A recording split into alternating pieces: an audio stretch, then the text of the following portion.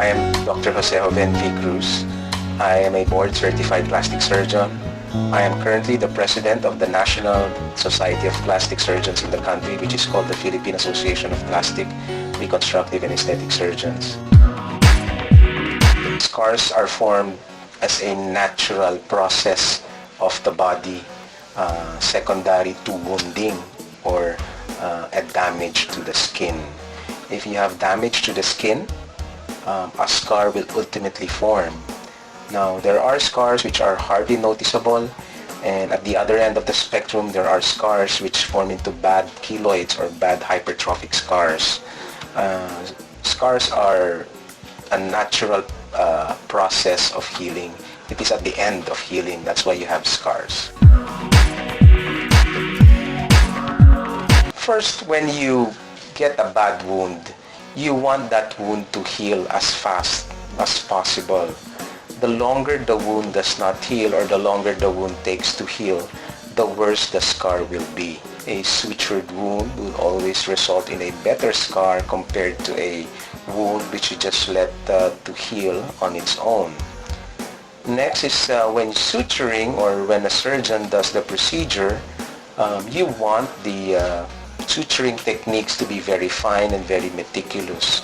If you just suture the wound without paying any attention to detail, then the scar will be worse.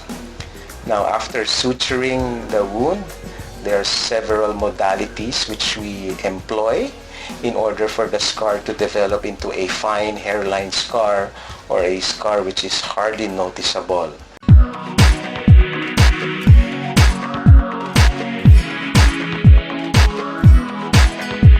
Well, usually when a wound heals, first thing that you'll notice is that it is drying up. So, when you see a scar becoming raw again or becoming wet again, then that is not a good sign. So that means that the scar is breaking down and becoming a wound again.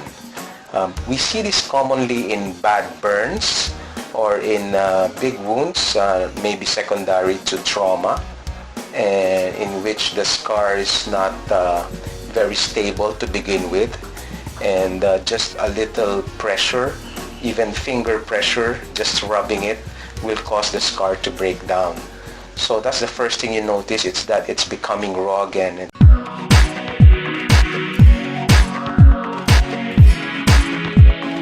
Yes, they can undergo plastic surgery, and because we, as plastic surgeons, we know which areas in the body are prone to forming keloids.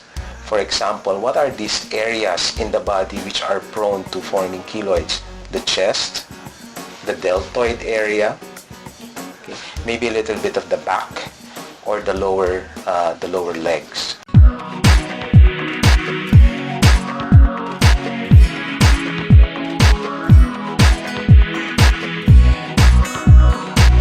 I would probably already employ either dermabrasion in order to even out the surface of the scars.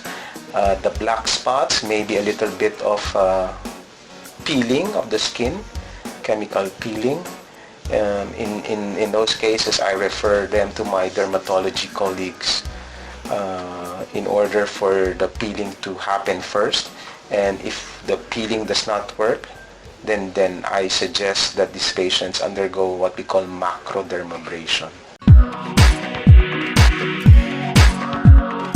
Yes, they can be corrected with, initially, as I've mentioned, the dermatologist would probably peel the skin, peel your face. But if that doesn't work and the patient is still not satisfied, then that's the time we suggest that these patients undergo dermabrasion. That is the last resort in order for the pits to be evened out.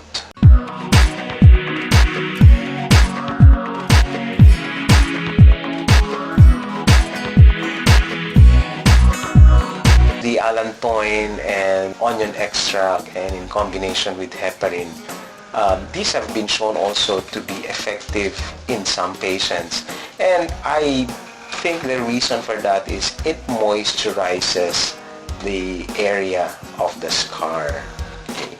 Remember that these cells which heal or form the scars would tend to turn out better, or would probably give a better scar if they work in a moist environment. So pretty much that is how this onion extract and allantoin works to moisturize the skin.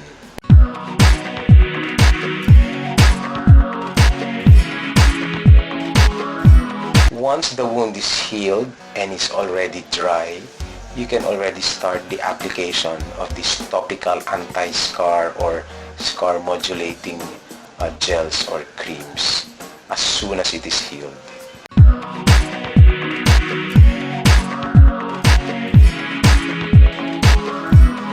The commercially available onion extract, allantoin, and heparin scar cream is already made and has been studied meticulously so that the concentrations in that cream are already not strong enough to irritate the skin.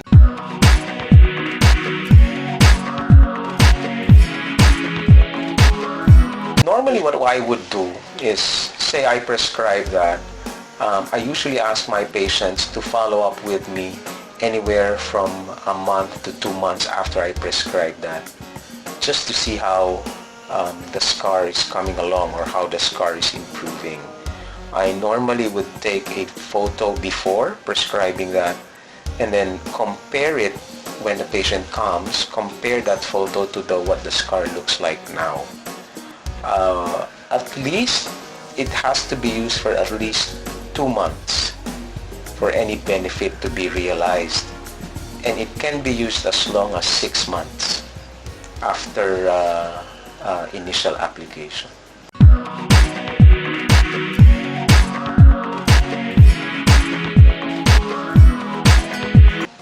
Heparin, allantoin, onion extract cream are available over the counter. It does not need a prescription from a physician. And I also caution your readers when they see advertisements in which you have several oils that you apply, and the next picture will reveal a skin that is already free from the scar. That is the farthest from the truth. You can actually not make a scar disappear.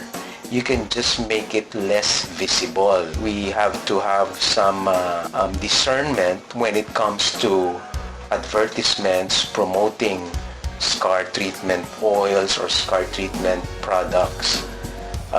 Scars cannot be made to disappear with just rubbing a cream or a gel. What it does is it will just make it less visible.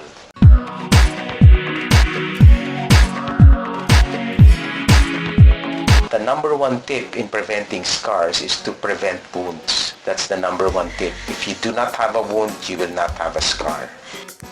Number two, inadvertently you incur a wound, you were injured, make sure that that wound will heal as fast as possible.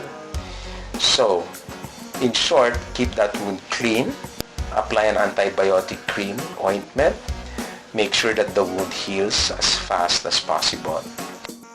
If the wound, for one reason or another, is not showing any improvement in healing, I suggest you see a doctor immediately. Otherwise, as I've mentioned, the later the wound heals, the worse the scar will be. If you have a wound on the face or in an area in which you don't want a bad scar, I suggest you go to a board-certified plastic surgeon in order for the suturing to be meticulous. And when the suturing is meticulous, the scar will be pristine, very fine.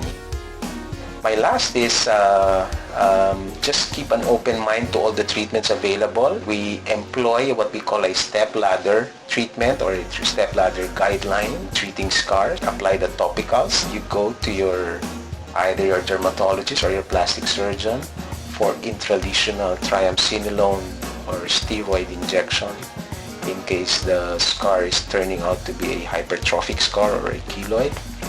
And last, in case those two modalities do not work, then you should go to your plastic surgeon for scar revision or scar excision surgery. Scar prevention is very simple. If you prevent yourself from getting wounded, then you prevent yourself from getting scarred. In case you cannot prevent yourself from getting wounded one way or another, make sure that that wound heals as fast as possible, because the faster the wound heals, the better the scar will be.